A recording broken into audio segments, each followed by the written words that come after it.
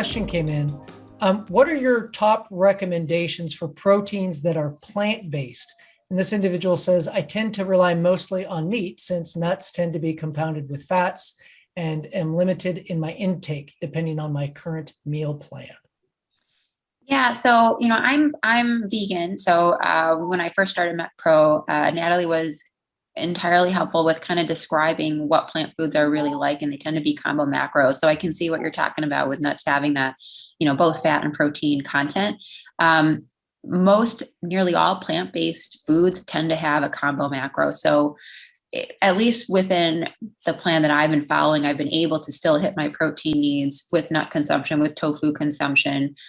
Beans are a little tricky because you have that carbohydrate component combined with your protein.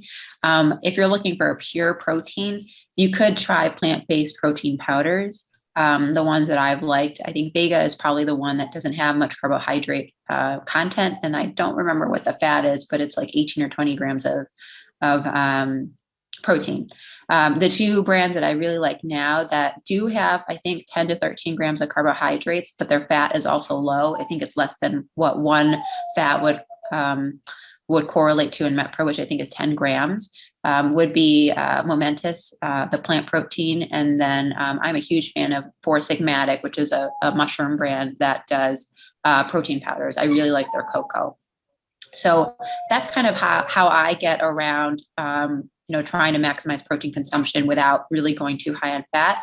But I think I've kind of come to peace with, I'd rather eat a little more fat with my protein, knowing that it's coming from a healthy source, than change my diet entirely and go from plant-based to, animal protein because I'm looking for a pure protein. But that's my personal bias. And Natalie can probably speak to how to get around it much more than I can. But that's kind of what I've done in my personal experience.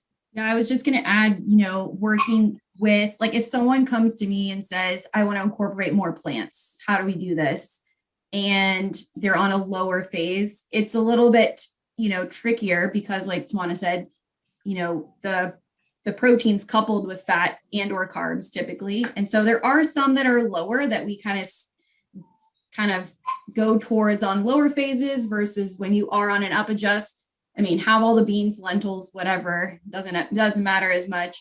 But tofu and tempeh, those are options that, they do have some level of like the compound foods, but the coach, is able to help you kind of factor that in. So for vegans, generally, we kind of manipulate the carbohydrate a little bit differently than for non-vegans. So what that means is, maybe we're not as restrictive with carbohydrates in order to make sure that someone can meet their needs, carbohydrate, protein, and fat wise. So we kind of have to cater to that. But there are options. I always encourage people, like, whether you are vegetarian or vegan, I mean, it doesn't matter. You don't have to be, but what can you add to your diet to make it, better? So plant wise, instead of like, I can't eat this or that, thinking about what you can add. Right. Thank you. Dr. Singh, somebody asked, would you please repeat the name of those three brands of plant proteins you mentioned again? Sure. So Natalie introduced me to Vega, so VEGA, and they have, it's a pretty tasty. I think for all of them, I'll tell you what I do. The second one, my favorite, is Four Sigmatic, FOURSIGMATIC. And I'm a huge fan of their cocoa. They also have peanut butter and vanilla. Peanut butter is not bad either. And then Momentous. If you, kind of follow a lot of the athlete kind of social media, Momentous is huge in terms of really being great source of protein, as well as MCTs and whatnot.